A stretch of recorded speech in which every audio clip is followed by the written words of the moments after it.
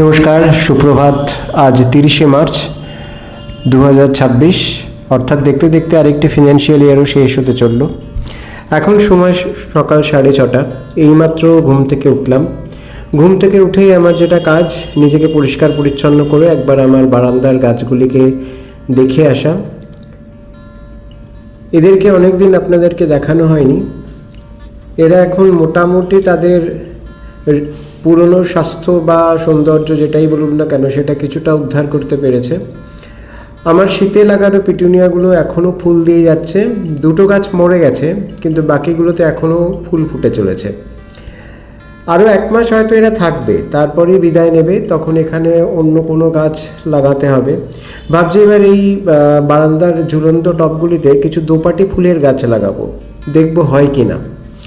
ইচ্ছে ছিল কিছু লতানে ঝুমকো লতার গাছ লাগানোর, কিন্তু এখন আমি যার কাছ থেকে গাছ কিনি তার কাছে এখন সেই গাছগুলো নেই।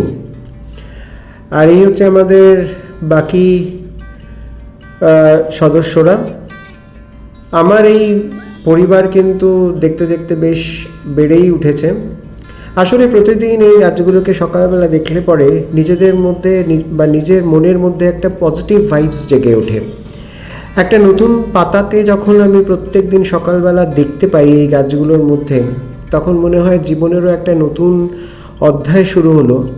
বা এটাও ভাবা যায় যে একটা নতুন চলার পথ তৈরি হলো কোথাও। আমাদের জীবনে সমস্যা তো আছেই, প্রতিদিন আমরা তার সঙ্গে যুদ্ধ করে যাই, কিন্তু এই গাছগুলো কোথাও যেন একটা নতুন সাহস যোগায়। এখন বাজে সন্ধে 8টার মতন। অফিসের কাজ শেষ, লগ আউটও হয়ে গেছে। আজকে সারাদিন মনটা বেশ খারাপই ছিল। তার কারণ অবশ্যই রাহুল বন্দ্যোপাধ্যায়ের আকস্মিক মৃত্যু। এই ভদ্রলোকে আমার এত ভালো লাগতো যে কি বলবো। ওরকম বুদ্ধিমান, রুচিসম্পন্ন, স্পষ্টবক্তা মানুষ আজকের ফিল্ম ইন্ডাস্ট্রিতে সত্যি বিরল একটি ব্যক্তিত্ব। আমি ঘুরতে ঘুরতে চলে আসলাম ত্রিপুরা সুন্দরী মন্দিরে। এই মন্দিরটি অনেক দিন ধরেই আমাকে টানছিল। প্রায় 700 বছরের পুরনো একটা মন্দিরকে শুনেছিলাম সম্প্রতি এটাকে রেনোভেট করা হয়েছে, কিন্তু কি করা হয়েছে সেটা জানতাম না। লোকমুখে শুনেছি, কিছু কিছু ভিডিও দেখেছিলাম, কিন্তু নিজের চোখে দেখার একটা অদম্য ইচ্ছে ছিল। তাই সন্ধেবেলা আর কোথাও না গিয়ে ঘুরতে ঘুরতে চলে এলাম এই মন্দিরে। এই মন্দিরটি আমাদের বাড়ি থেকে বেশ দূর। আমাদের বাড়ি তো চেতলা, আপনারা অনেকেই জানেন। আর এই মন্দিরটি হচ্ছে বোড়ালে। হ্যাঁ, সেই বোড়াল যেখানে পথের পাঁচালীর শুটিং হয়েছিল। তবে সেই দিনকের বোড়াল আর আজকের বোড়ালের মধ্যে কিন্তু আকাশ পাতাল পার্থক্য। আমি যখন যাচ্ছিলাম রাস্তা দিয়ে, তখন আমি পুরনো পাড়াটাকে কিছুতেই মেলাতে পারছিলাম না। এই পাড়াতে আমার এক অভিন্ন হৃদয় বন্ধুরও বসবাস, কিন্তু তার বাড়িটা যে ঠিক কোন গলিতে সেটা আমি খুঁজে পেলাম না। চারিদিকেই প্রচুর হাই রাইজ গড়ে উঠেছে। আর এই মন্দিরের মধ্যেও একটা সংগ্রহশালা তৈরি হয়েছে। আগেই বলছিলাম আপনাদের, এই মন্দিরটি প্রায় 700 বছরের পুরনো। আমি আজ থেকে প্রায় 25 বছর আগে বা তারও কিছু আগে, না 25 কি, প্রায় 30 বছর আগে আমি এই মন্দিরটিতে শেষবারের মতো এসেছিলাম। আর এই মন্দিরের এখানে কিছু খনন কার্যও সেই সময় করা হয়েছিল। সেই সময় পাল ও সেন যুগের কিছু দ্রষ্টব্য এখানে তুলে ধরা হয়েছে, যেগুলো এইখান থেকেই উদ্ধার করা হয়েছে।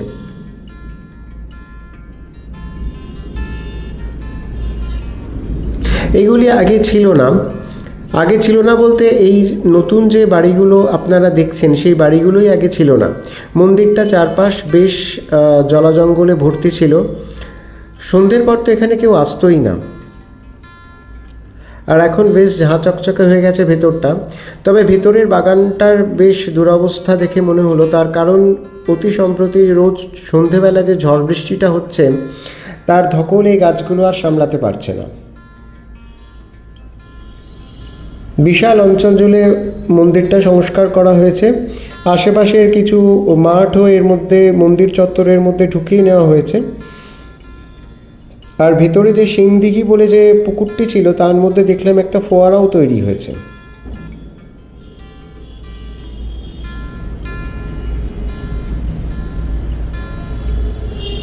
এখানে প্রচুর মানুষ, স্থানীয় মানুষেরা বিকেলবেলা বা সন্ধেবেলা আসেন, তারা এখানে ঘোরাঘুরি করেন। বিশেষ করে বয়স্কদের আমি তো বেশি দেখলাম এই মন্দিরে।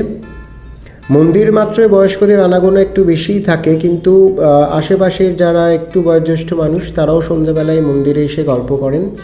আর এই হচ্ছেন এখানকার মা। এই মন্দিরের ভেতরে সাধারণত বিগ্রহের ছবি তোলার কোনো নিয়ম নেই। আমি শুনেছি এটি অষ্টধাতুর তৈরি বিগ্রহ। এটি মা ত্রিপুরা সুন্দরী, দশ মহাবিদ্যা তৃতীয় মহাবিদ্যা। দেখুন এনার পায়ের কাছে সমস্ত দেবদেবীরা রয়েছেন। এই মন্দিরটি প্রচুর পুরনো। আগেই আপনাদের বললাম যে এটার ইতিহাস প্রায় 700 বছরের। সম্প্রতি যে সংস্কার করা হয়েছে সেটা তো দেখে বোঝাই যাচ্ছে। তবে একটা দিক দিয়ে ভালো, এই ধরনের লুপ্তপ্রায় যে জায়গাগুলো সেগুলো আবার মানুষ নতুন করে চিনছেন, নতুন করে জানছেন, এটাই ভাবতে খুব ভালো লাগছে। আর এর বাইরে যে মন্দিরটি আছে সেখানে তখন পুজো চলছিল। এখানেও প্রচুর মানুষ রয়েছেন। এর সামনে বেশ সুন্দর বসারও জায়গা করা রয়েছে। আর ভেতরেই রয়েছে, মন্দিরের ভেতরেই রয়েছে একটি ফুলের ডালা কেনার দোকান। আর এই যে গেটটা দেখলেন আপনারা এইমাত্র, এটাই হচ্ছে মন্দিরে ঢোকার গেট। আমি ভুলক্রমে পেছনের গেট দিয়ে ঢুকে পড়েছি। আর এটা হচ্ছে অক্ষয় বট। এখানে প্রচুর মানুষ তাদের মনস্কামনা জানিয়ে পুজো দিচ্ছেন। গাছটা যে অতি প্রাচীন সেটা দেখলেই বোঝা যায়। উপর থেকে বিশাল বিশাল ঝুড়ি নেমে এসছে মাটি পর্যন্ত। আর এই পেছনের অংশটা হচ্ছে এখানকার পার্কিং এরিয়া। প্রাচীনকালের একটা মন্দিরকে যেভাবে সংস্কার করা হয় ঠিক সেইভাবেই এই মন্দিরটিকে সংস্কার করা হয়েছে, যাতে বর্তমান প্রজন্মের কাছে এটিকে আবার নতুন করে তুলে ধরা যায়। এটাই হচ্ছে মেন এন্ট্রান্স। আপনাদের তো এই মন্দিরের আসল ঠিকানাটাই জানানো হলো না। এই মন্দিরটা হচ্ছে বোড়ালে, যেটা আমি আগেই বলেছিলাম। আর এটা ঠিকানাটা হচ্ছে বোড়াল মেন রোড, শরৎপল্লী, রামকৃষ্ণনগর, প্রান্তিকপল্লী, গড়িয়া।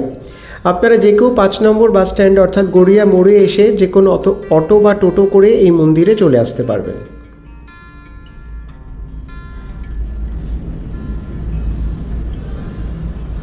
কিছুক্ষণের মধ্যেই মন্দিরে আরতি শুরু হবে, সেটাই শুনলাম। ইচ্ছে হলো যে আরতিটা দেখে তবেই বেরোই এখান থেকে। আকাশে এর মধ্যেই মেঘ ডাকতে শুরু করে দিয়েছে। জানি না কতক্ষণ ওয়েট করতে পারবো। বলতে বলতে মায়ের আরতিও শুরু হয়ে গেল। এইখানে দেখলাম একটি মা কালীর বিগ্রহ রয়েছে, সেই সঙ্গে রয়েছে ব্রহ্মা বিষ্ণু মহেশ্বরের বিগ্রহ।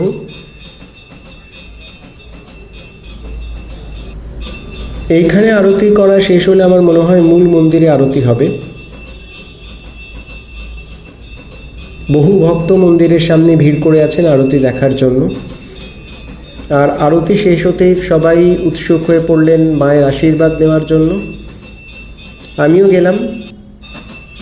আর ওই যে পঞ্চপ্রদীপ জ্বলছে, আপনারাও মায়ের আশীর্বাদ গ্রহণ করুন। আপনাদের সবার মঙ্গল হোক, আপনারা সবাই ভালো থাকুন।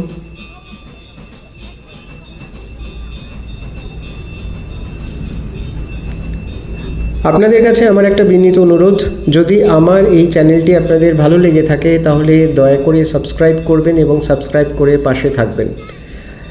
আমি আবারও বলছি, আপনাদের একটি সাবস্ক্রিপশন আমাকে ভবিষ্যতে কিন্তু আরও বেশি করে আপনাদের কাছে আসার জন্য উদ্বুদ্ধ করবে। এবং আমি আশা রাখবো যে ভবিষ্যতে কোনো না কোনোভাবে যদি আপনাদের কোনো না কোনো উপকারে আসতে পারি তাহলে সত্যিই আমার ভালো লাগবে। এখানে এখনও আরতি চলছে।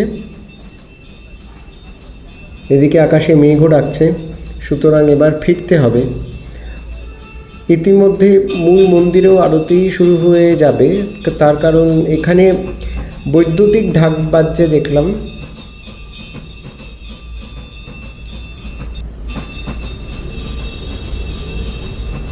এবং সেই শুনে বুঝলাম যে এবার মূল মন্দিরেও আরতি শুরু হয়ে যাবে। এখানে একটা জিনিস খুব ভালো লাগলো, এখানে গর্ভগৃহে যে কেউ ঢুকে মায়ের পুজো দিতে পারেন, সেখানে কোনো রকম কোনো বাধ্যবাধকতা নেই। একটু পরে আপনারাও দেখতে পাবেন যে আরতি চলাকালীন কত ভক্ত মন্দিরের একেবারে গর্ভগৃহের ভেতরে ঢুকে বসে মায়ের আরতি দেখছিলেন। এই জিনিসটা আমার ভীষণ ভালো লাগলো। আমি নিজেও গর্ভগৃহে ঢুকে মাকে প্রণাম করেছি।